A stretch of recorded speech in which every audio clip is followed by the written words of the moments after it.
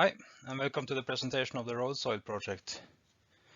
This is a project funded by the SEDER Transnational Road Research Program on Soil, and I will tell you a bit about what we are doing.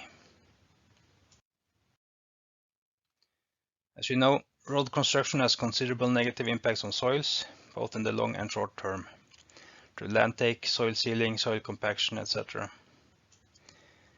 And these operations have direct effects on the soil processes and functions that provide the basis for biodiversity, ecosystems, agriculture and landscapes.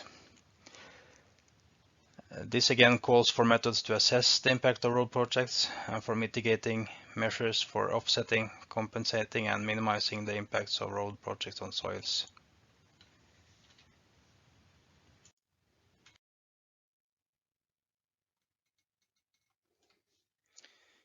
In the project, we aim to provide solutions to some of these challenges, and our key output will be guidelines and recommendations for best practice soil management in road projects, addressing the different stages and personnel involved.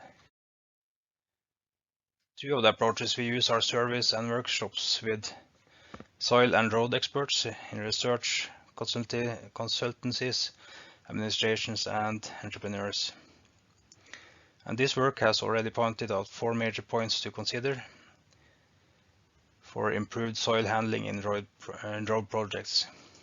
As you see on the small figure on the right, these are training of personnel, improved guidelines, and expert supervision in road projects, and it also recognized the importance of legislations. As this project is rather broad, I will focus on only 2 topics here: the use of indicators for processes, functions and services, and strategies for soil reconstruction and translocation.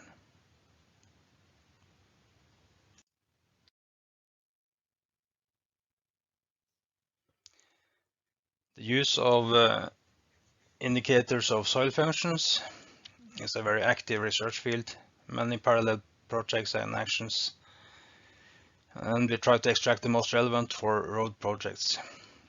It's also a rather messy landscape with overlapping use of terms, and also a strong focus on aggregated qualities like soil health, soil quality, security and multifunctionality. Here we also have to address the differences between the current state of the functions versus the potential for a given area.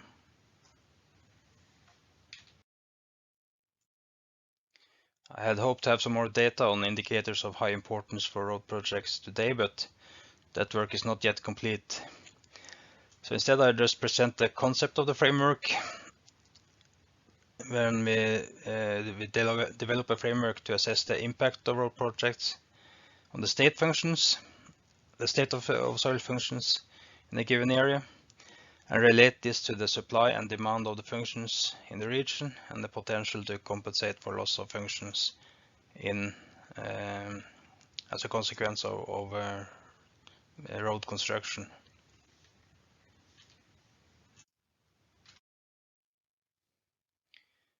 Here you see a more theoretical example contrasting current state of 2 options for the road trajectories and addressing the importance regionally and the potential to compensate for road impacts.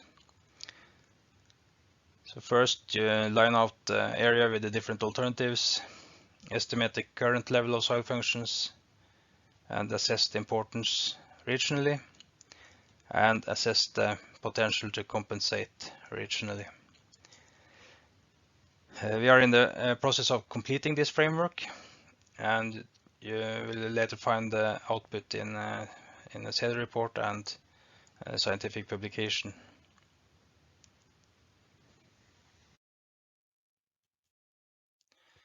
While the indicator approach is rather academic and theoretical, the next topic is more based on experience and documented practical approaches. As you recall from one of the first slides, training of personnel and guidelines for careful soil handling are considered essential for a successful reconstruction or a relocation of soils. Although the separation of different layers or horizons now is acknowledged in many European countries, there are still shortcomings in the rebuilding of the soil profile, and especially the awareness of strategies to avoid compaction. Here I will present some of the basic principles and show a few examples. Most examples are from agricultural areas, but the same principles are just as important for restoration of natural systems and compensation measures with upgrading of areas.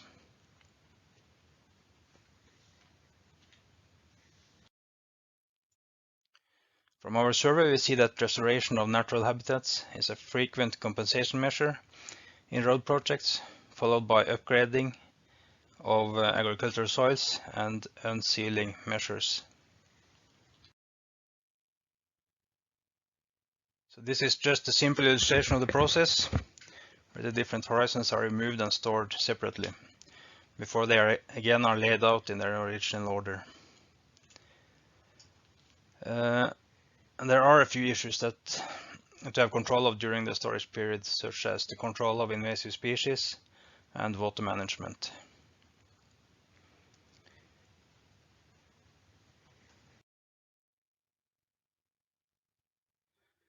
Here you see some examples of how this can be done out in the projects.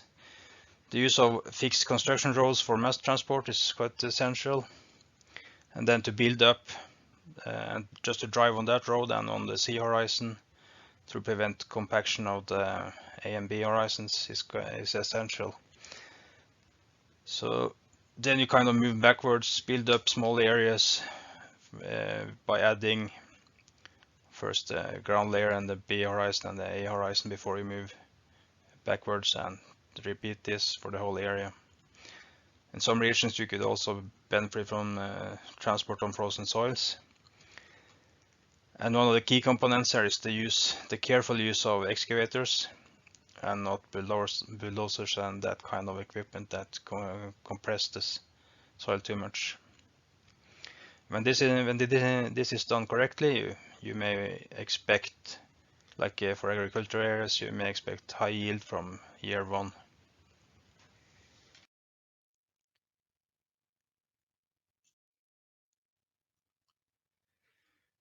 A critical step to reduce the road project impacts on soil is to restore land where soil has been stored and other parts of the construction area.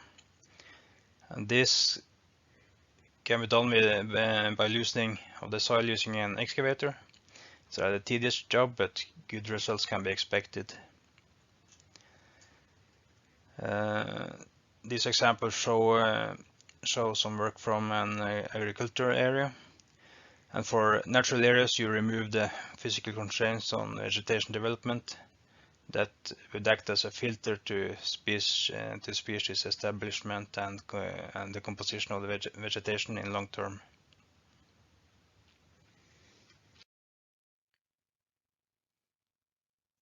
The same principles can be used for rebuilding soils when unsealing roads or other impermeable surfaces.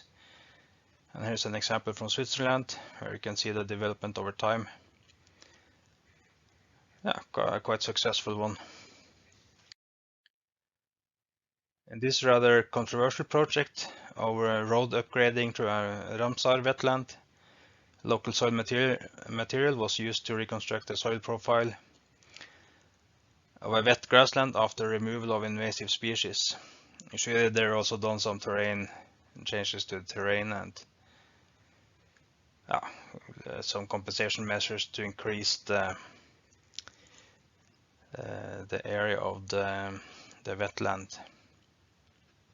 And as far as I know, this was the result was quite good. This is a bit on the side, but other mineral fractions can also be used in ecological compensation. Here's an example with the use of tunnel materials to establish islands on a river delta. And that's a practice that you can also see in urban areas where that kind of material can be used to diversify river deltas and things like that, that over time has been degraded. Those were just a few short examples, and that was also the last slide of my presentation. So I thank you for your attention. But sometimes we have a predicament or a contradiction in objectives, because we try to recreate on our shoulders actually we try to take the topsoil away because there's too much nutrients in it.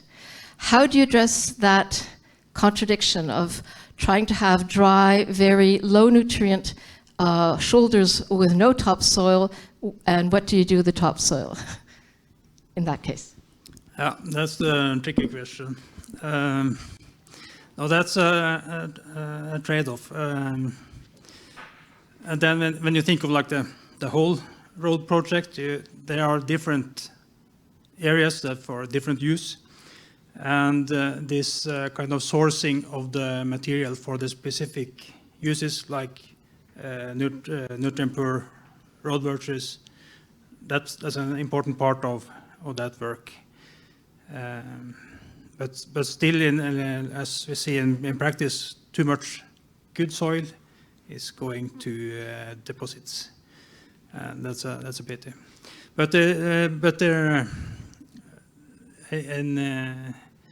we start working on soil like this, it's a very interesting interface between the construction industry and ecology, and we have to take some steps. First, to start improving the approaches they have for not destroying the physical properties, and then add on that and continue to improve. And the biological part of the soil is a bit further down the line, but as we know, very important. But without a proper soil physical properties, it doesn't matter so much. Yeah, okay. Any other questions? No? Okay, thank you. Thank you. Thanks very much.